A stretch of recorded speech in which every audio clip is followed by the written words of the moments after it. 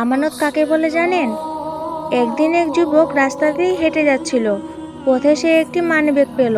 ভেতরে অনেক টাকা, কিন্তু নাম ঠিকানা কিছুই নেই। চারপাশে কেউ নেই। তার নফস বলল, নাও, কেউ তো দেখে নেই তোমাকে। কিন্তু সে মনে মনে বলল, আল্লাহ তো দেখেছেন আমাকে। সে মানিব্যাগটা মসজিদে নিয়ে গেল। ইমাম সাহেবের হাতে দিয়ে বলল, এটা কারো আমানত, আমি শুধু পৌঁছে দিতে চেয়েছি।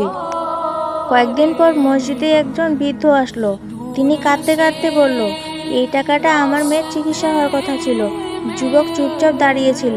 যখন মানিব্যাগটা পেল, সে যুবকের দিকে তাকিয়ে বলল, বাবা, আল্লাহ তোমাকে এমন জায়গা থেকে রিজিক দেবেন যেখান থেকে তুমি কখনো কল্পনাও করোনি। কিছুদিন পর সেই যুবক এমন একটা সুযোগ পেল যেটা তার পুরো জীবন বদলে দিল।